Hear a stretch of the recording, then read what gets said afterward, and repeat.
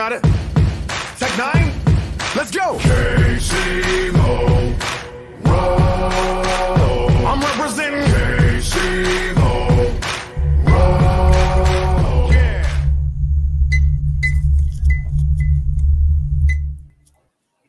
What is up, everyone? I am Chris Knight. This is Chaos Central, and this is the Rule 3, guys. And as you can see, we have a replacement for Danny, who has decided to take a month off. The lucky bastard. I'm kidding. No, Danny's pretty busy, and Gaiskar has so graciously agreed to step in and be a part of my evil little game show thing here. I'm just kidding. Again, big shoes to fill. Big shoes to fill.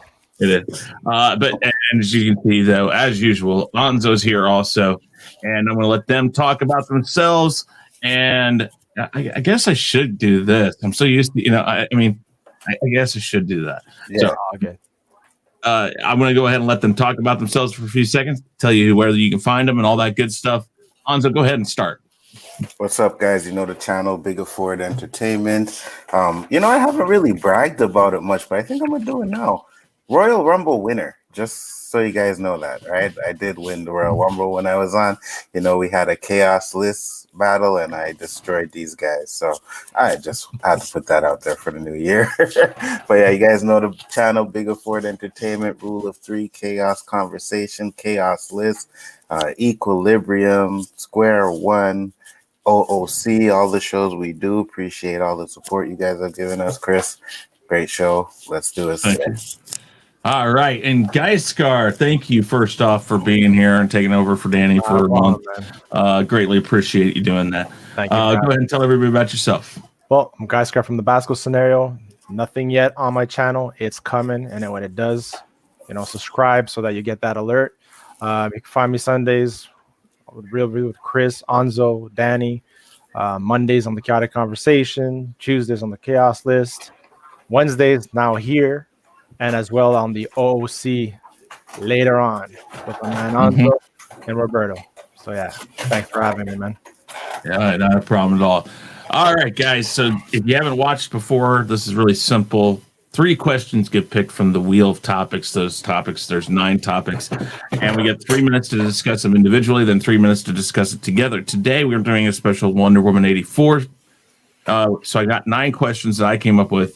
2 guys who absolutely despise the movie, and 1 person who thought it was not bad. Go figure, right? Mm-hmm.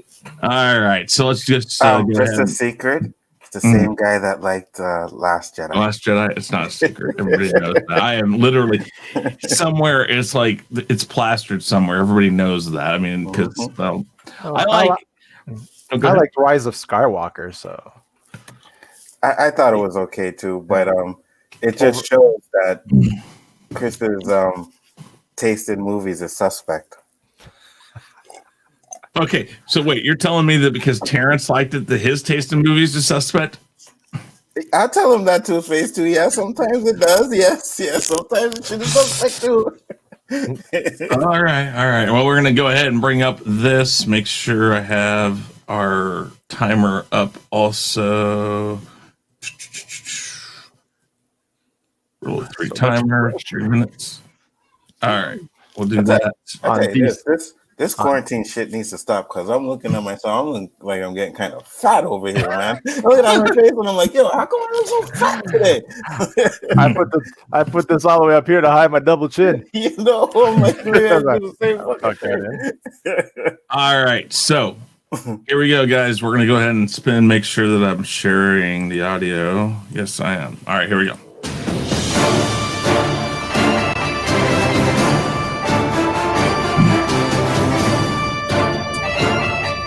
First question. Visually speaking, Wonder Woman 84 is more vibrant than the first movie. But which movie do you prefer visually? So I will remove this question. I will put this.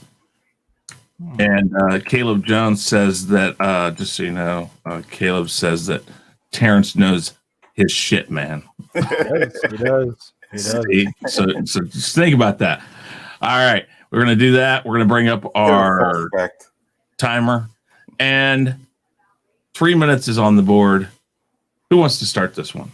Let the new guy go first. Oh wow, All right. sure. 'Cause, it's DC, and I have to speak for 3 minutes. Oh Yep. my gosh! Well, Let the okay. new So guy go unlike the weekly Rumble, I Right. don't require that you use all your Okay. time on here. So you say what you need to say, and we kind of. Because I'm like sweating and shit already. No. This one's much more laid back. No points, none of that. Nobody wins, nobody loses.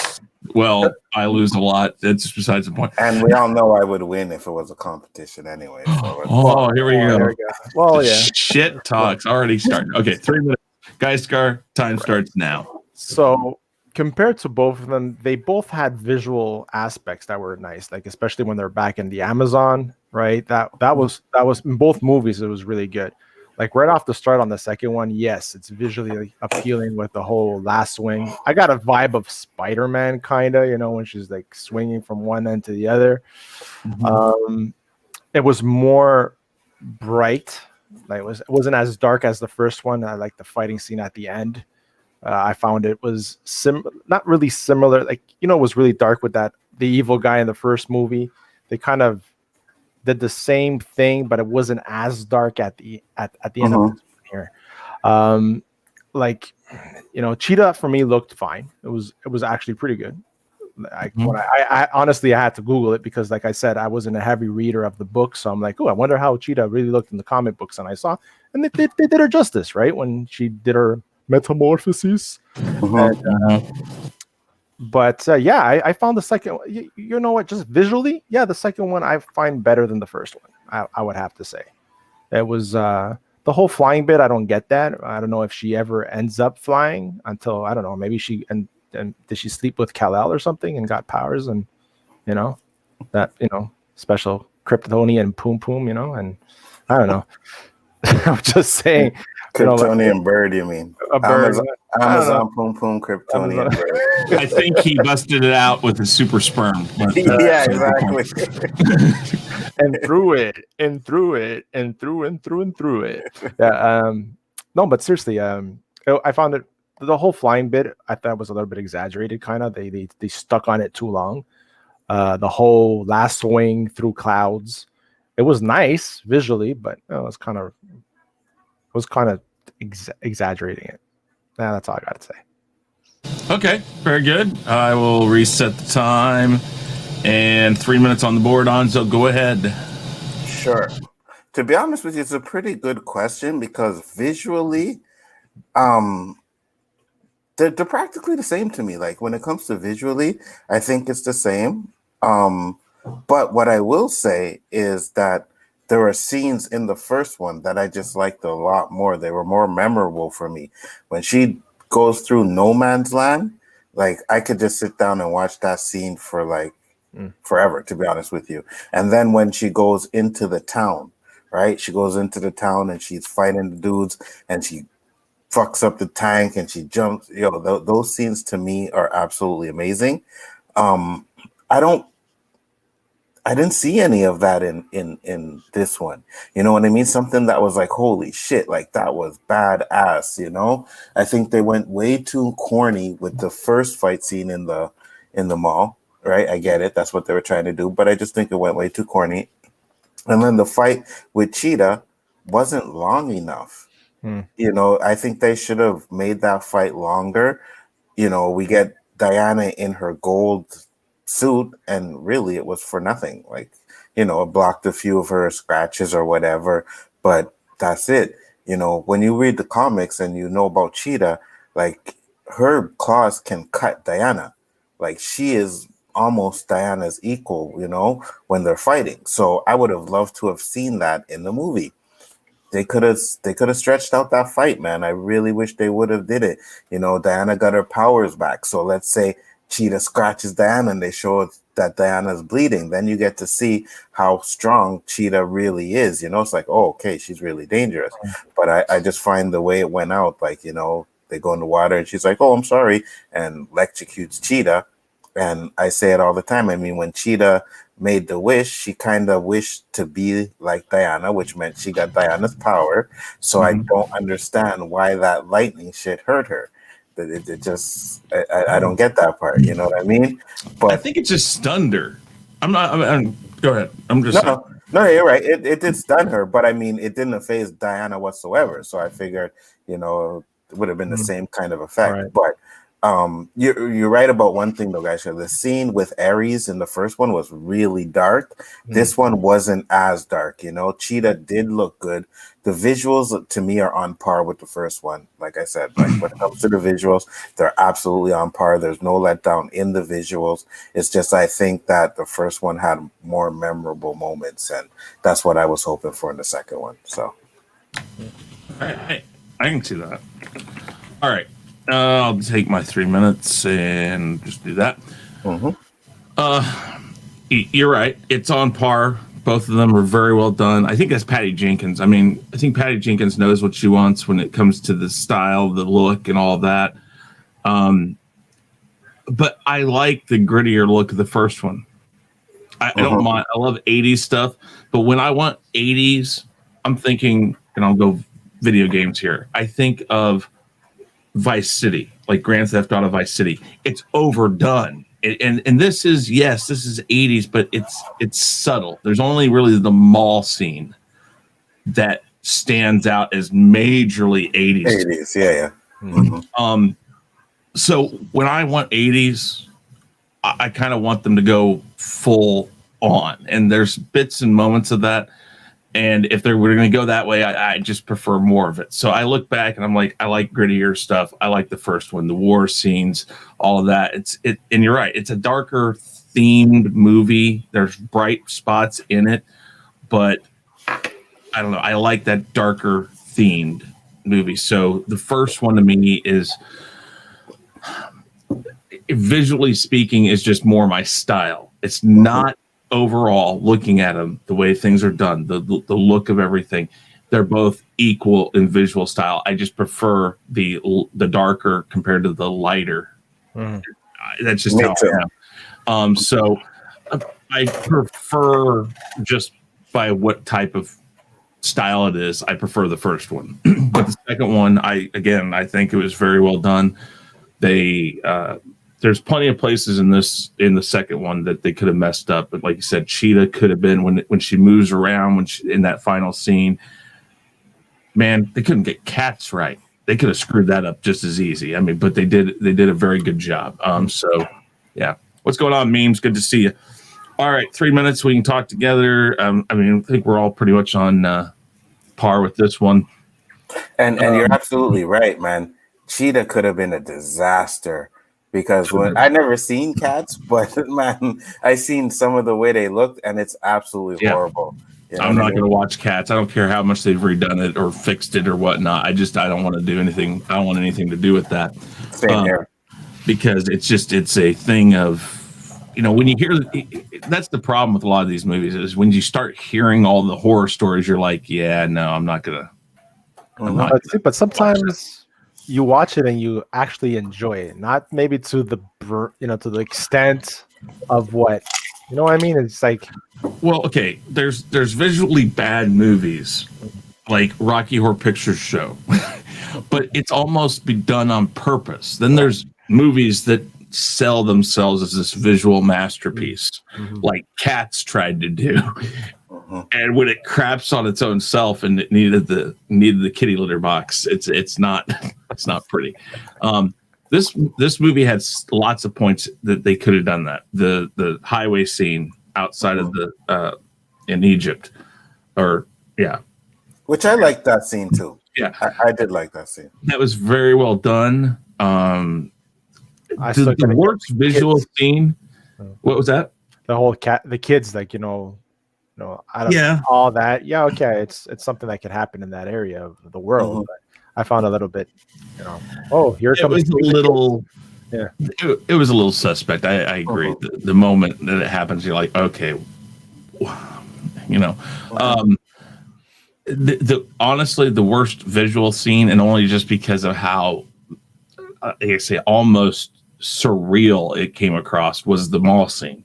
Like you said, very Spider-Man like. Just the way she, in the first movie, she does a lot of that stuff too, but it wasn't as smooth. It was like, it looked more realistic in the first one. I think when she would do that Okay. stuff, Because in the first one, it looked like she was really trying to fuck them up. You know what I Yeah. mean? And this this one, one, I mean, she's literally skating on the floor. Right. It looked like, and it's like, so yeah, there were those moments, but overall, I mean, I like the visual style. I mean, I think that's right where it needed to be. So let's Chris, you got a reset super that. chat from I Dan. can agree with that. Oh, well, Danny, $2 super chat. The Wonder Woman 84 movie was a letdown. Oh my God, I'm hurt. What up, Danny? Well, I know. like I you know. heard from Terrence last night, you know, I'm on the Terrence side this time. So that's a good side to be. I know that. What's going on. I know Danny was hurt though, because I think Danny was talking about that movie for months before it came out. Like, I can't wait. I'm gonna watch it. I'm gonna buy it HBO Max as soon as it comes out. Yeah. And then when he messaged you, I was like, "How is it?" He's like, I was like, "Really?" And like I said last night, I find it funny that I had been talking months before when this was a question of was Black Widow going to outdo Wonder Woman, and people were like, "Oh, you're crazy. Wonder Woman's just going to destroy it." And I'm like, I don't know. A lot of people have been waiting on the Black Widow movie. That's the problem though with Black Widow. It could fall in the same trap. People have waited so long for it. They've already built up in their mind what they're doing. But I think Marvel has a better track record to show they can get you back with it. The fact that they've waited, Yeah, go ahead. I'm sorry. I'll turn it down. the fact that they've waited to bring it out as long as they have, Mhm. to me, it shows that they're patient. They're gonna like, doesn't matter. We're gonna hold out a bit and see how everything else does before we, you know. Because I still think this movie should have waited, and I mean maybe they could have looked at it. Mm. Yeah, well, I don't think it will either, Danny. I think Black Widow is going to just run over Wonder Woman, and depending on what they do, I know I'm still hearing they may not put it to Disney Plus. I'm hearing they may put it to Disney Plus. If they put it to Disney Plus, I don't know. The numbers won't be what you'll have to go by. You'll have to go by Viewership. viewership and the ratings, which there's a question about ratings in here. We'll see if that comes up. But this one is, does Wonder Woman 84 help or hurt the DCEU as a whole? Does Wonder Woman 84 help or hurt the DCEU as a whole? 3 minutes on the board. Since Gaiskar went first, Nzo, I want to let you take this one first. Let's go here, play, and go ahead. All right. So I will say at this point, because of the pandemic and things that we're going through, yes, it does hurt it a lot more. If it was in the theaters, you know what I mean? It would have made money. I don't care, because, you know, it may not have made $1 billion, but it would have made back its money. Opening weekend would have been a massive success for this movie, guaranteed, because the first one was so good. You know, word of mouth after that, how it performs depends on the word of mouth after that, right? But people are still going to flock to see it. You know, some people will like it, some people will not like it. So I think, but because of the pandemic, where it's not going to make that kind of money, it hurts it a lot more, because not only is it not making money, it's getting trashed by a few people, you know? Like Terrence said, the numbers are 55%. I don't know if it has changed, but 55% on Rotten Tomatoes like it. You know what I mean? So it's still more than half of the people that seen it. Now, if it was in theaters, the number would still probably be the same. You know, the number would still probably be the same. But I think they would be able to recover more from it if it was in theaters, because of the money that they would make from it. You know, look at Star Wars, for example. Nobody really liked The Last Jedi. I mean, there are people that do, right? But majority of the people don't. But it still made money. And then Last Jedi, Rise of Skywalker came out, and it still made money too. Still made $1 billion as well. So theaters, you know what I mean? You can recover from that. When it's coming on streaming service and you're only doing $18 million worldwide, I think it was, you know, and you know, streaming service money is kind of different, you know, because it came out on HBO Max, you know, subscriptions will bump up a lot, but HBO Max also isn't worldwide, so they can't get the amount of money that they would have got if it was a worldwide service. I don't know, man. It's hard to say because Disney's been hurting a lot. I'm sorry, Warner Brothers, DCE has been hurting a lot. You know what I mean? So they have to knock it out of the park every time they do a movie. This is a setback for them, but I still have faith in the Batman. I still have faith in Suicide Squad 2. So we'll see what happens when those movies come out, because at this point, though, put those movies on the back burner and wait. Do not bring them out, because at this point, we are now seeing no matter what movie you bring out, it is not going to be as successful as they think it's going to be. Not even going to make back the money that they spent on it. You know what I mean? So I know they're losing money and they're trying to get stuff in. Bring out those little movies, but these big ones, save them. Yeah, Save I mean, Wonder Woman 84 currently, last I checked, was around 100 million. It cost 200 million to make. That means it needs to make about 300 million to break even. Okay, so it made 100 million so far. It's made right. I mean, the first opening Weekend. couple days, it was 84 million. Okay. So I know by now it's got to be at about 100, because anything coming in from theaters is going to help that. I mean, I will say this: they released it at the right time, that they'll probably break even. But for any superhero movie these days, it's a loss. It is a loss. Absolutely. Even if you break even. That's because the studios right now need that $1 billion movie, that the $800-900 million movie to keep it. Let me add one question in here really quick that I was going to say. Do you think that if we weren't in the current situation that the world's in, and it did go to the theaters, that people might have a better perspective of this movie or think better of it? Or Absolutely. do you do? Yeah. You think it's more the release, how the streaming thing?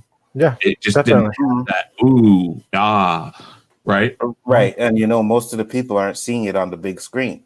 So they're not having that experience as well, Right. And sometimes it's different. You go to a big screen and watch a movie, it's different than watching it at home. So maybe you might not enjoy the movie, but you may enjoy the experience. Say, okay, that's not too bad. You know what I mean? I said no. I'm sorry, Gaiskar. I hate this about StreamYard, because I want to put these up and then it blocks you, and I hate that because I feel like a horrible host. No, go ahead. I'm gonna put these up really quick though.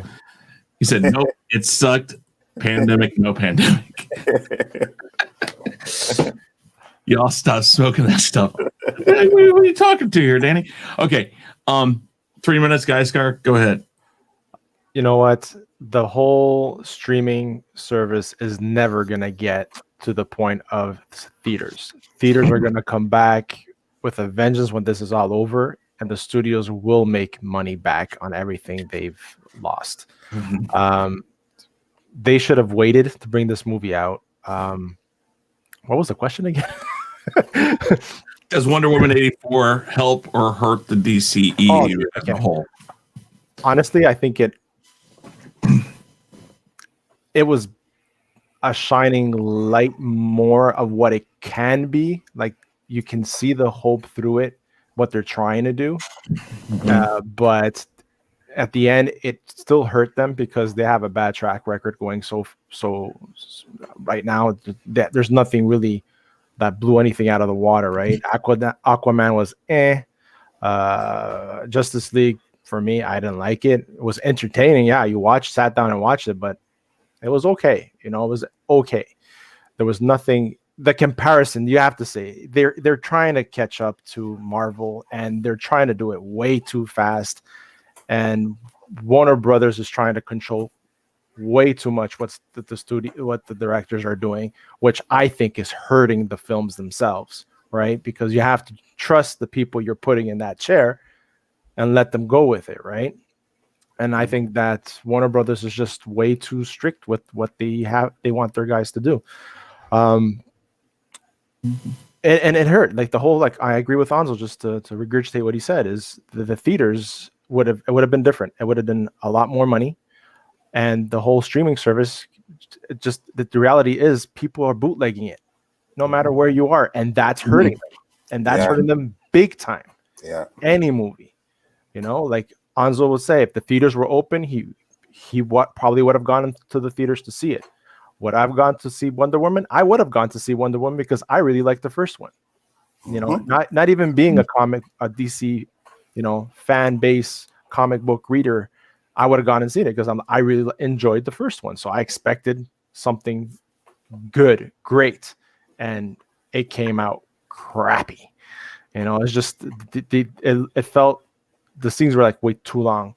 So at the end, yes, it hurt them, but I see that there is hope with her, and I'm actually looking to see what they're gonna do in this third movie, because already there's talk about Cheetah coming back, and apparently there's gonna be more freedom in what they want the director to do on that movie. So hopefully they can correct what they've messed up on this one, and not give the fans everything they want, but good contact, good acting. Because I was so disappointed with Pedro Pascal, because I like this guy. I know he can act, but that was and that little kid, what was that kid? And they find another kid to be. I was like, what the hell is that?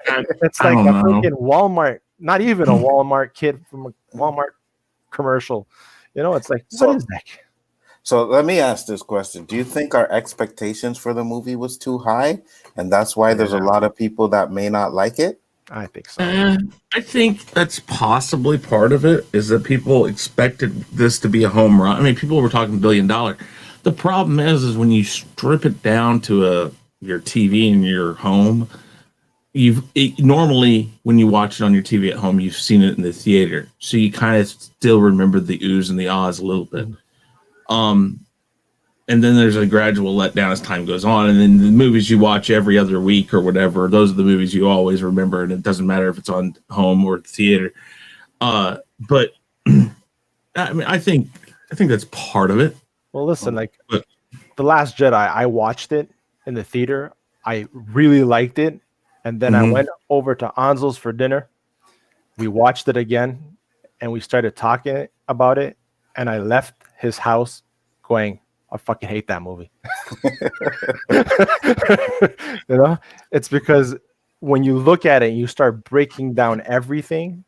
That is true about The Last Jedi. There's a lot of criticism even I have for it. Now, here's another sidebar quick question. Do you think quite possibly, and I'm only going off the fact that they fast-tracked 3 already, like right after they released this, it said 3's on its way, or we're working on 3. Did she come up with a movie plan that's going to make more sense for this movie after the third movie comes out, perhaps? It's possible. You know what I mean? It's definitely possible. But what I hear is she's going to do Rogue Squadron first and then go back to Wonder Woman 3. Yeah, so by that time, she could probably, write the story the way it's supposed to be. I hear she's getting more freedom in the third one as well, so I guess that's when we'll see, was it her that caused the ripples right now, or was it the studio still more involved? Because the next thing I think is when 3 comes out, what they're going to do is they're going to do a 2-for-1 deal, or they're going to do a little extra money to see both movies at the same time and throw it back out to piggyback off each other. Because that's also what I think a lot of movies are going to do to make their money back is, hey, look, another movie that's Marvel's coming out, so we're going to throw Black Widow out there with it. And I mean, they don't have to run it as long, but they can still get some of that money back that they lost, or make a little extra on top. All right. Hold on. Let me sign this. Donnie says streaming is the new thing. No, it's not. Don't get your hopes up for that. Don't get your hopes up for that. The studios are not making money. They're not going to be investing in it. And people are like, oh, theaters are going to die. Yeah, maybe they will. But someone is going to scoop it up. Some rich investor is going to buy it and say, you know what? Okay, let me buy AMC. Boom. Open it back up. Movies are going to come back stronger than ever. And I feel when a really good movie comes out, like if, let's say Black Widow is the first movie to come out when theaters open up and everything's go back to normal, I think because people have been locked up so much, everybody is going to go. That movie is going to make a lot of money. Trust me. Even Abuelita's going to go and watch it, man. Exactly. Did it hurt? Boy.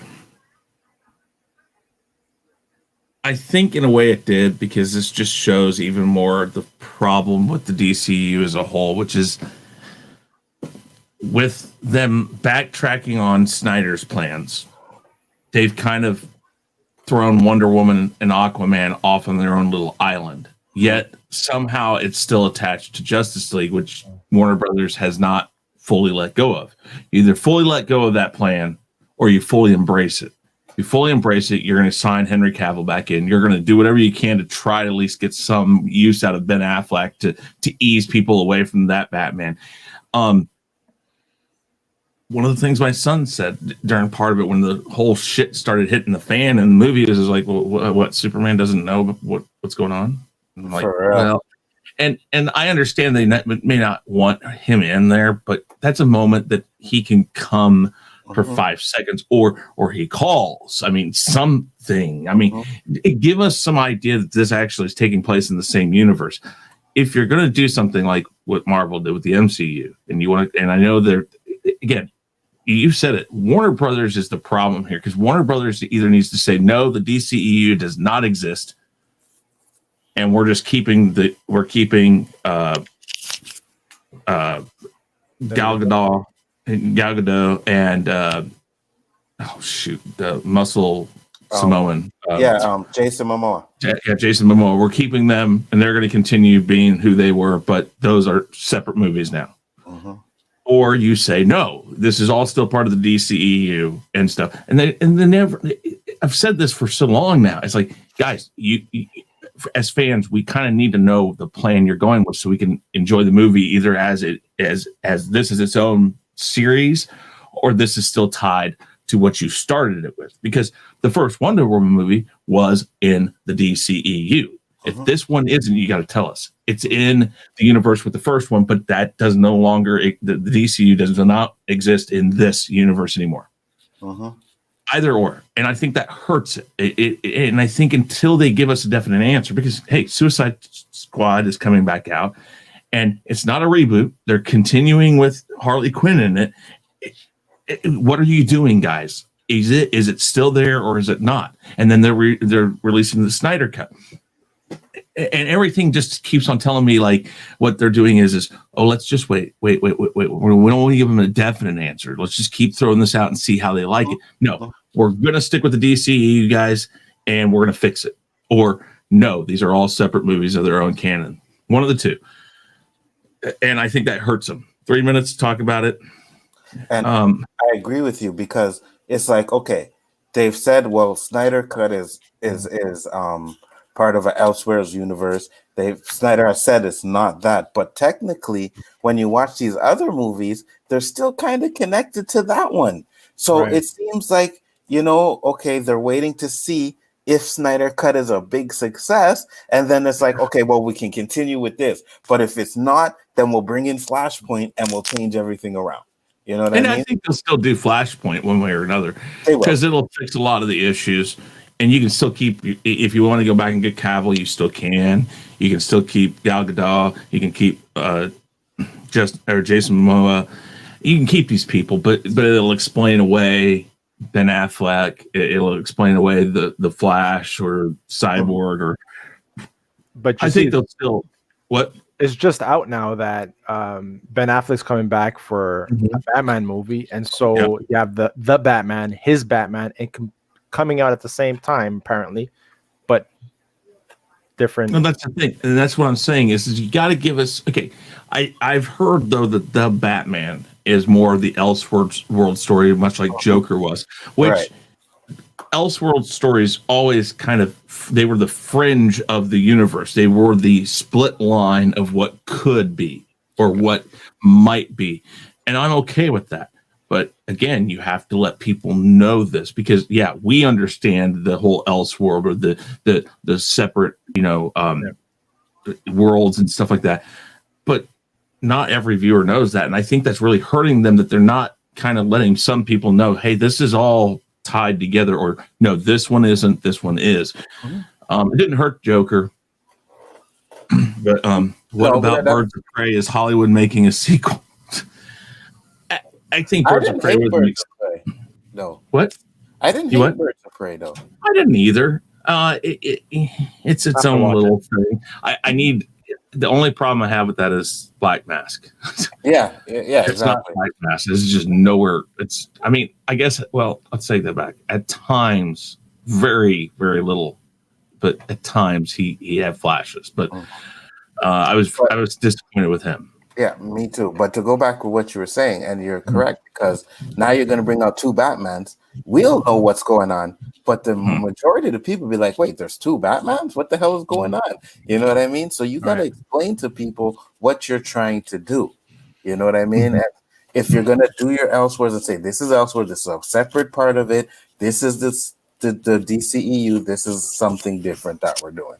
But you can't just throw everything out there and be like, yeah, expect people to understand what's going on. Yeah, no, and that's one of these are going to be a hit. Yeah, right. Here's something else that Warner Brothers needs to get straight, and I'm surprised I haven't seen this. All right, I have HBO Max. Was going to watch Aquaman. The movie's not even there, and then who? On Netflix. Yeah, you did. Yeah, see, so come on, guys. If we're going to do this stuff, we need to get exclusive with it so people can watch things together and get a sense for what's going on. I'm a big proponent of that. I think that's where Disney's got a lot of people beat, is that it's going to be there. And it may not be there right the second you want to watch it, but it will be there. It's not going to be anywhere else because they've got their streaming service. They're not going to send it to anybody else. That is correct. Or if they do, it's going to be tons of money that place is going to have to spend. Right, because Endgame, I think it was Endgame or Infinity Wars, was on Netflix before Disney Plus came out. Then when Disney Plus came out, they took their movies back, of course. You know? All right. And we've brought up a couple questions I have on this board, so we'll go over them after this one, just kind of really quick and talk in a group about them. But this one, out of 9 DCEU movies, where would you place or rank the Wonder Woman 84 and why?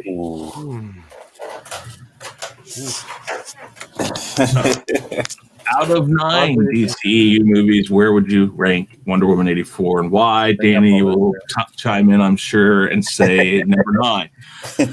Maybe in number 10 and say, let's wait to see what the next movie is. All right. Who wants to take this first? I'll go. Okay. 3 minutes. Go ahead. Well, 9 movies, right? So, yes. Batman v Superman, better. Batman, Man of Steel, better. Birds of Prey, I liked it better. I would put it like close to the bottom, to be honest with you. You know what I mean? Justice League was not better than it. I got to think of another one that I didn't like. It's just, for me, the movie wasn't what I thought it was going to be. I thought it was going to be a lot better. I get it. They went a different way. But for me, when you change the tone, and I know it can be done, you can change the tone of a movie and it could work. But I just find that they changed the tone of this one and it didn't work. It just didn't work. And I guess maybe it's because I was expecting to see what I saw in the first Wonder Woman. You know, I seen epic scenes in that one, man. Things that made me say, oh my God, I gotta watch this part again. Like I said, No Man's Land, I rewound that so many times. You know, even the scene at the beginning when she's first fighting the dudes in the bank and shit. Like, yeah, that's a cool fighting scene, you know. Things in this one, she's swinging on a cloud, and I didn't catch that the first time I watched it. And I watched it again and I'm like, wait a minute, she actually takes her lasso, hits a cloud, and starts swinging on it. I'm like, okay, no. You know, then we got the inconsistencies with this one being before Man of Steel and B versus Superman and those movies. And she's doing things in this movie that she couldn't do in the other ones. You know what I mean? And I get it. It's still kind of not connected in a way, but in a way it is. So I just like, well, man, continuity errors happen all the time, you know, but I think that was just a little bit way too much. She had no idea how she did the invisibility thing. She's like, oh, I did it on a cup. And all of a sudden she just works, boom, and it works. It's perfect. It's stable. She got it invisible. What happened to the jet, though? did she lose it like she did with the cup? You know what I mean? Like, let's get out. Where's the jet? what happened to the jet after that? Not to mention that's her job, because that's from a museum. Right. She can lose her job for losing the thing. Exactly. You know. So I'd have to rank it on at least in the bottom ones, and not because I think it's a horrible movie, because I really don't think it's that horrible. It's just the ones that I seen I found more entertainment and I liked entertaining, and I liked a little bit more. So, but that's just me. I mean, it's not the worst movie I ever seen. That distinction will probably go with the Justice. Oh wow! Now he's defending the movie. You got Danny defending the movie. He's hurting. He's hurting. He's really hurting now that he had to defend something from the movie. Okay, it can make you tell the truth, yes, but what the hell is it connecting to on a cloud? She's part of a god. She's a god. But bro. is it really? But is it really connecting? Because it does like this circle thing at the end, but it's like a parish. It connects a cloud. So you know what I mean? Like it's like a pocket of gas or something. No, I'm sorry. No. So somewhere like 7, 8, or 9. Yeah. Okay. Yeah. 7, all right. 8. From Gaiskar. the movies that I've seen, I would have to just get a quick ranking. I would have to put Wonder Woman, the first one, as my number 1. Justice League. Actually, Man of Steel, Justice League, Batman versus Superman. And wow, Justice League above B versus S. Yeah. Oh wow. Yeah, Okay. I like. Yeah, I liked it. That's fine. No, that's fine. I mean, I liked it. Okay. You know what? I couldn't. I'm being honest. Out of my, I'll probably have to. I watched it twice. I would probably have to watch it again, and maybe I'll change my mind. But I had problems with the Ben Affleck Batman. I know Nzo loved him as Batman. Yeah. Hey, I'm surprised too. Sarlacc pit. No, Sarlacc pit for that. You gotta get the Sarlacc pit. No, I'm being honest. I just ego check. Yeah, ego check. There it is. Ego check. Oh my god! I kind of have issues with that too. I mean, yes. If you told me you have a problem with it before the movie, I'm on board with that. Yeah. After the movie, no, he did it justice at the end, but at the beginning, I was hesitant about him. Like, Ben Affleck, I don't know, but he buffed up. He looked good, but I don't know. The only thing, my favorite Batman is Christian Bale. The only thing I didn't stand about him is his voice in, that was too much for me. But I enjoyed it. But I enjoyed those movies. Those were a great trilogy. They made money, right? They did. I would have to say this Wonder Woman would probably be second to last, above Suicide Squad. Okay. Yeah. All right. For me, because I didn't see them all, so I can't really. Okay. There you go. Anything else? No, keep this time running. I'm gonna get this guy. What the hell do you mean? Yo, Ben Affleck, that warehouse scene is the best. I'm not saying the movie was bad. I liked the movie, but I had problems, I guess, separating Ben Affleck from his other roles and seeing him as Batman. That's what I had problems. It took me a while to it did. I'm sorry.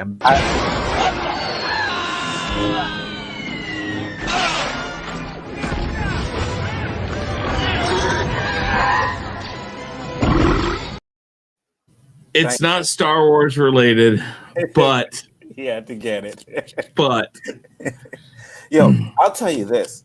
I remember when he was announced, everybody, like on my social media, Facebook, all those, oh my God, Ben, I was defending that casting from the start. I was like, yo, don't knock this guy, because I was watching his movies like Argo, and he's a very good actor. I'm like, he can pull it off. And then when they showed that first picture of him in the bat suit, I was sold.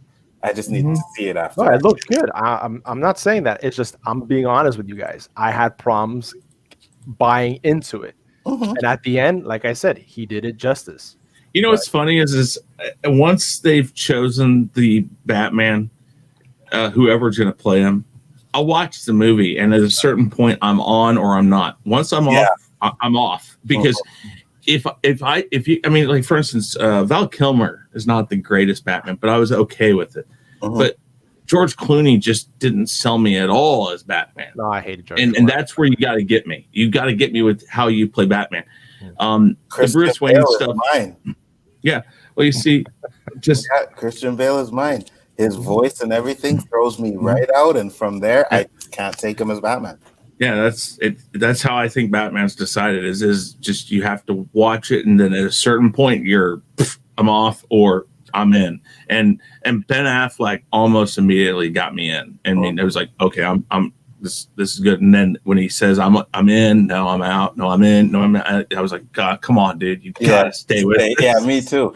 And I'll say this: the new guy, Patterson.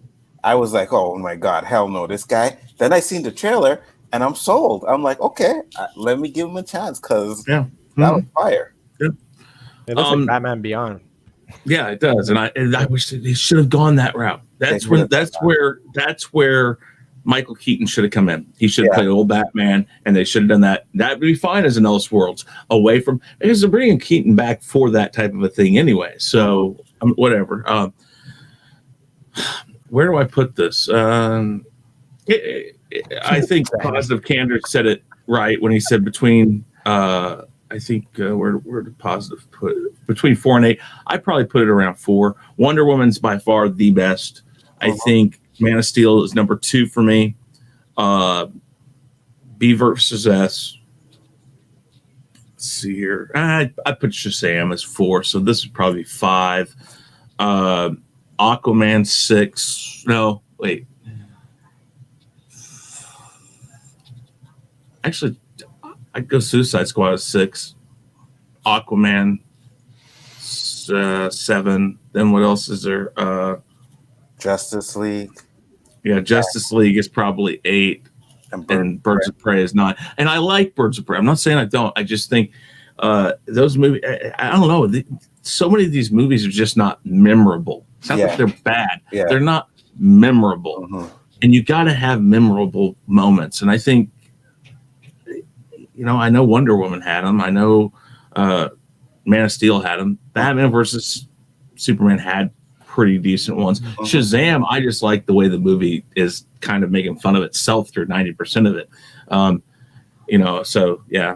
But yeah, I'd put it around 5, 6-ish, somewhere around there. Hey, Gregory, what's going on? Good to see you in the chat. What did I miss? Danny said, find a new person to replace me. I was wrong about him.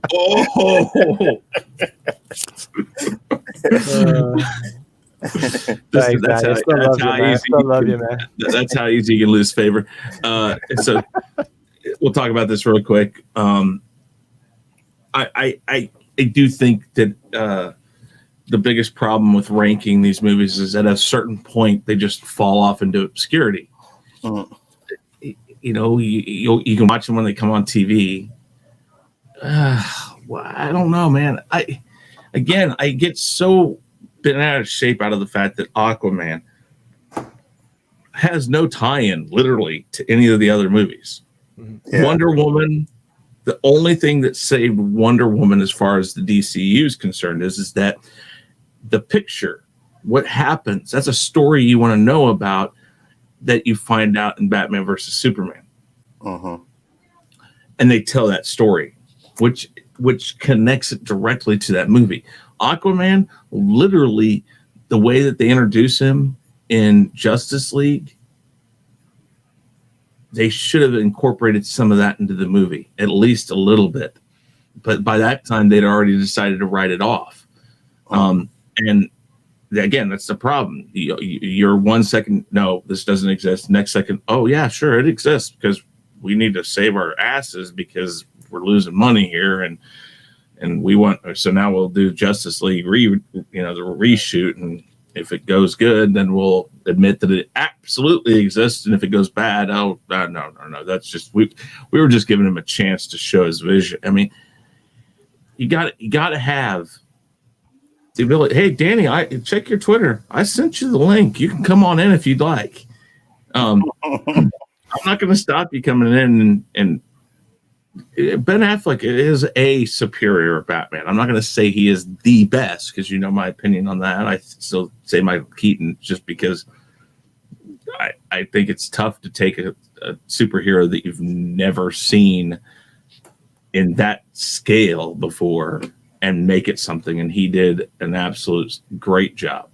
Granted, the head not being able to move kind of looks ridiculous now, but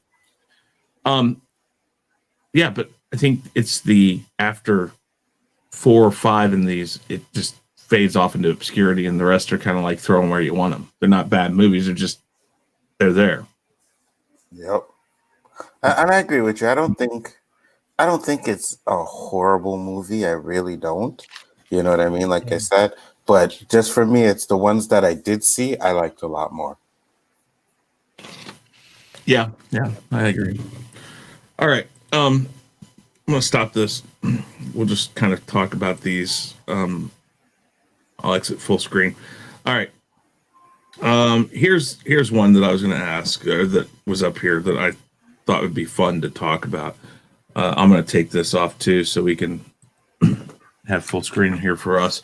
The question was currently audience scoring on Rotten Tomatoes is 73%, but 4.3 out of 10 on Metacritic. What is your score and why? Because I think this is funny. This shows the difference between scoring sites. Metacritic, everybody is under 5. Literally everybody is under 5 on there. And over on Rotten Tomatoes, it's almost 75% like it. I mean, so it's like one, it's like 25% almost, or 40% like it. And the other one, it's 75. So where is it? Somewhere in the middle there is where I really put it. But what's your score, overall score? Let's go 1 to 10 because that's kind of what they're going on. I'll go. Honestly, I'll give it a 6 out of 10. It wasn't like I can't bash it completely, right? It was visually, it was appealing and stuff, but like I said, the acting, it was weak.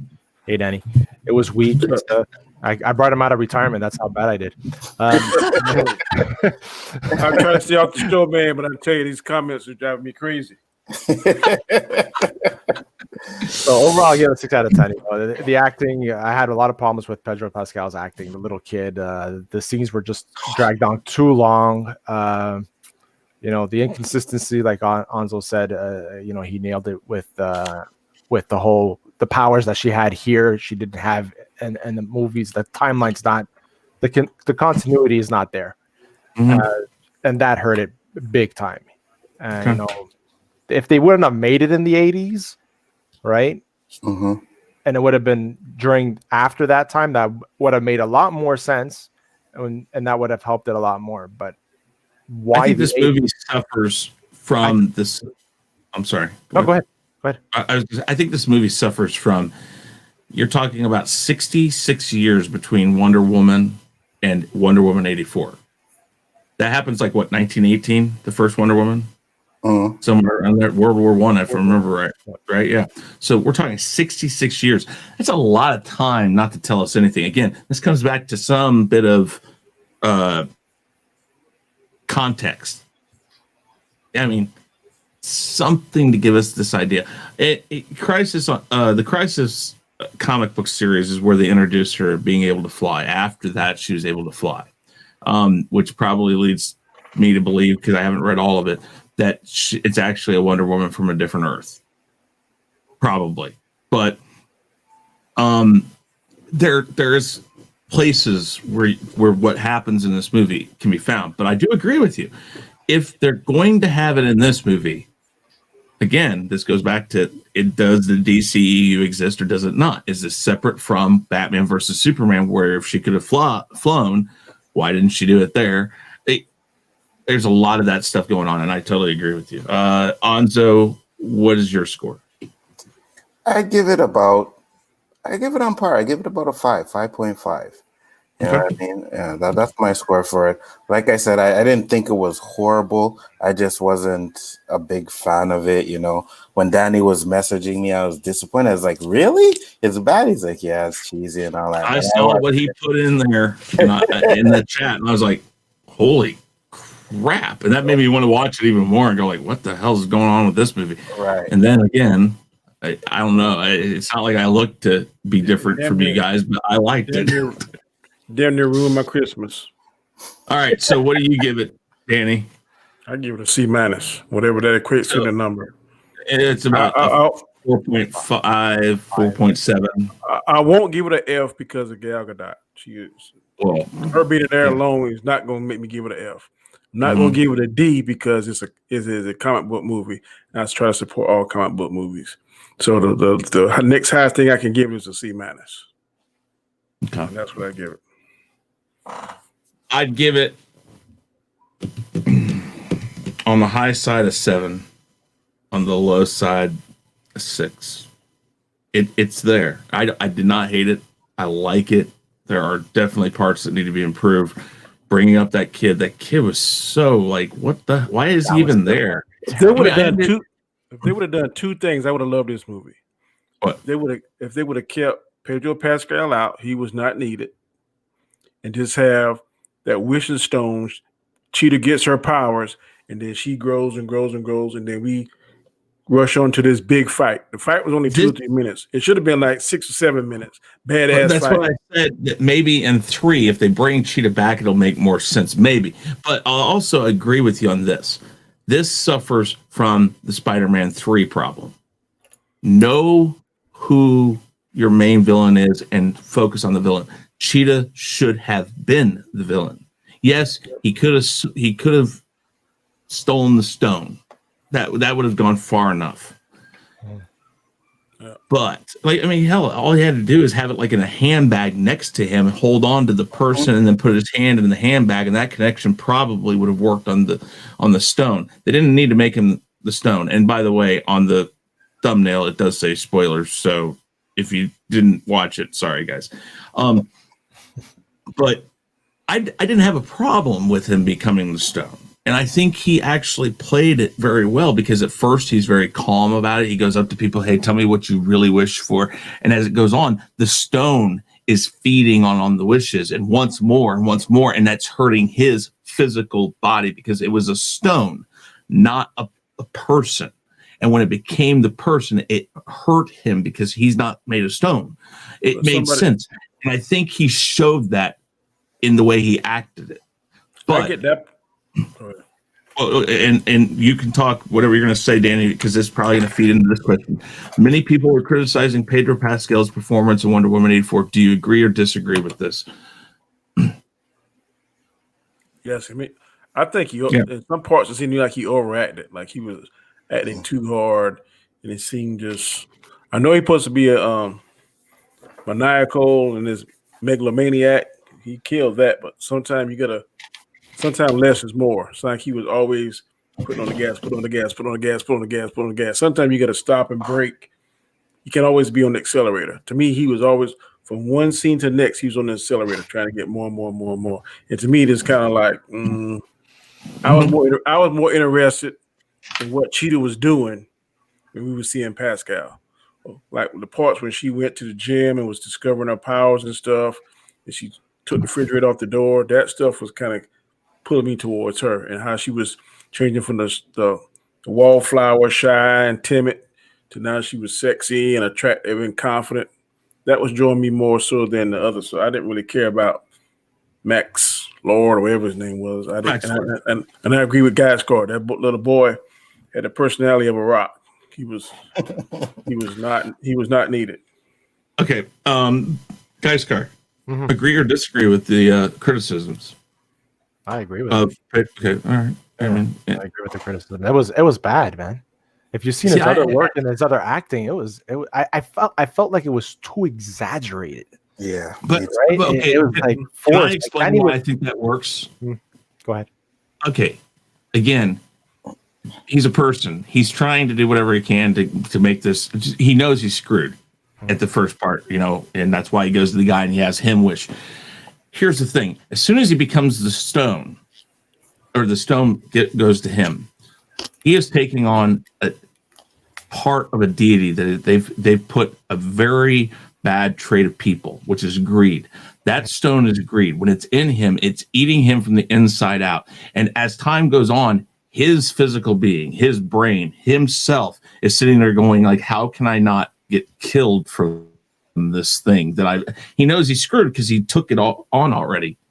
And I think that he showed that very well, that it just became, I have to do this. I need it because the stone is literally taking over him. And that's what the stone feeds on. It feeds on the want for something, that people wish for things, and that's how it continues. And I think that he showed that very well. Now, yes, is it exaggerated? Yes, it is. But man, put yourself in that position. If something was eating you from the inside, and the only way that you could stay somewhat, yeah, I guess. I mean, I'm not saying you're wrong. No, I get what you're saying. I understand and that's when I go like what Terrence said. I get what they were trying to go for, at least what I think they were trying to go for. Right. And if it doesn't work for you, then again, it's that Batman thing. Either you're on board or you're off board. As soon as you're off board, it's really hard in a superhero movie, especially, to get you back on board. It is, and that's the problem. Is you got a very fine line of where you can go. For me, what hurt those scenes with him was his interactions with that kid. Yeah, the kid took a lot of things. The kid was not needed. Before I go with another question, the last question after this, Nzo, you agree with the criticism of Pedro Pascal? I do. I didn't think he was I didn't think he did such a great job in it. It's like Gaiskar said. To me, he was a little bit over the top. I know that's what they were going for, but even when the reaction with his kids, like at the end where he's looking for him and hugging him, I didn't feel that scene. You know what I mean? I didn't feel like, oh my God, yeah, he was looking for his kid. Oh my God, it's emotional and stuff. I didn't feel it. Like, but then again, I can't even lie, because I didn't even feel the emotional scene with the dude there, her boyfriend. You know what I mean? I didn't feel that emotion. She's all crying and everything. No, I didn't feel that. At the end, I thought that was sad. I did, but again, once you're out of it, it's hard to get you back. I mean, you gotta sell a lot of things. But I will say, I felt when they was flashback and showing how he was poor and the kids beat him up and all that kind of stuff, I kind of gravitated towards that. But that's only part of his character that was like, okay, when you could go back and show how he went through his hard time and what he was doing. But other than that, he to me, he wasn't needed. That leads me to my last question. Just let's do this one really quick, because I think it's really easy. They could have done that all with Cheetah. They could have made her come from a poor background, been pushed around and all that. It would have made sense with the character at the beginning of the movie. She had the stone right there. She didn't have to become the stone. They could have made her to the stone still and made her Cheetah and all of that. They could have done all of that together with just her. You take the kid out, you make her try to be, would that not have been the right move? And they also could have thrown this curve in too. They could have made Steve Trevor, before his spirit went to her love interest. But then once Steve Trevor's spirit went in there, he started going for Diana. And that would put more fire to her jealousy against Diana. That would have worked. That would have made it. I'd be more interested. That would have worked. That would have worked. I think Cheetah was the best thing about that movie, to be honest. You know what I mean? The actress and everything. She looked good, man. When she came out that dressing room, But then you see what they did in that scene, though, right? That scene, she comes out, she's looking all good in the black suit, and then in the next scene, Gal Gadot gets out the limo in the white one. That white dress, though. That white dress trumps that. Yeah. That spit was fire. And Gaiskar, like that. Do you agree with that? I mean, I will full admit, while I was okay with this movie the way it was, I do see that it would have made it would have worked much better just with her. 100%. You're taking out a lot of the problems. You're taking out a lot of the mix-ups and stuff. She could have kept that stone with her, and she could have gone to these world powers, and they still would have believed it. What? For sure. Oh, screw that. I got a quick stone question. Doesn't give me witches. Try it. see what happens. Put your hands on this and wish for whatever you want. And it would have still worked. She could have gone to the broadcast place. And by that time, if the power of the stone was that powerful, you could have sold that. If you can sell what they did, you could have sold it that way too. I agree. Yep. All right. Okay, guys. Good show. Thank you, Danny. Great to have you here tonight. I'm glad you stopped in for a few minutes. Let's go ahead and go around and let everybody. What was that? That ain't a question, though. Oh, what was it, Danny? I was trying to figure out how you ain't ranked 184, the last one out the 9. Because it's not better than it's not better. It is better than Justice League. I still think Justice League is Justice League or Birds of Prey is the worst of the bunch. I give it Birds of Prey. Birds of Prey suck. I totally went to sleep on that. But I had moments of issues with Aquaman. It's an all right movie. That is one movie I'm not big into. And maybe I've only watched it once. I'll go back and watch it again. Maybe I'll change my mind. Again, these movies take more than one view to really get the idea. But like one thing I can tell you, I can always go back and watch Suicide Squad. I'm okay with Suicide Squad. There are moments. Them 2 fight scenes in Aquaman was fire, bro. Mm-hmm. The first time he fought his brother, and the second time, I tried to watch it again and fell asleep on it. So Aquaman, yeah, I did. I tried to watch it and I fell asleep on it. All right, Wonder Woman, but I fell asleep on it. And like Chris said, I could watch Suicide Squad because there's things in that I liked. You know what I mean? I liked when Harley Quinn and Joker being chased by Batman. I like when they come in to check Will Smith with all the guns, and he's like, "Oh, the guns are fake," and he's like, "Oh, you guys lost your damn mind." Yeah, that was good. So, all right, Danny, why don't you go first? Tell everybody about yourself and tell them what's going on. I am trying to stay away from YouTube, but it is hard. Streams like this, but the first is officially 2 days away. So I will be in the chats for about a month, chilling. Good show, good questions. Maybe come on, jump on with you guys. Very interesting, very interesting. Strange questions, but what can I say? I am Daddy Graham, aka Comic Chat. With these 3 guys, 2 of the guys, Chris and Biggaford and Nzo, we form Khaos Central. Several shows, also along with Square One, which is a sports show. Equilibrium is like a redhead stepchild, but I will readopt it again. And also, trying to think one more show. OOC, I pop on there from time to time. I think that's later on the night with Nzo and Gaiskar. But I appreciate the invite, as always. Like I said, we'll try and re-energize, but I will definitely be back ready to go. Thanks for the invite again. Hey, not a problem, man. You're a part of the family here at Khaos Central, so I ain't gonna keep you out. If you're jumping around in the chat saying, "Oh my god," I'm gonna have you come in. Anzo, go ahead and tell everybody. One more thing. Yeah. I'm sorry, and I'm quick.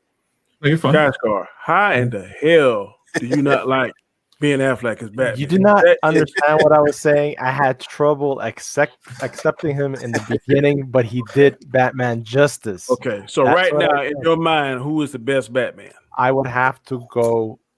Honestly, I would have to go with him, and then Nolan's.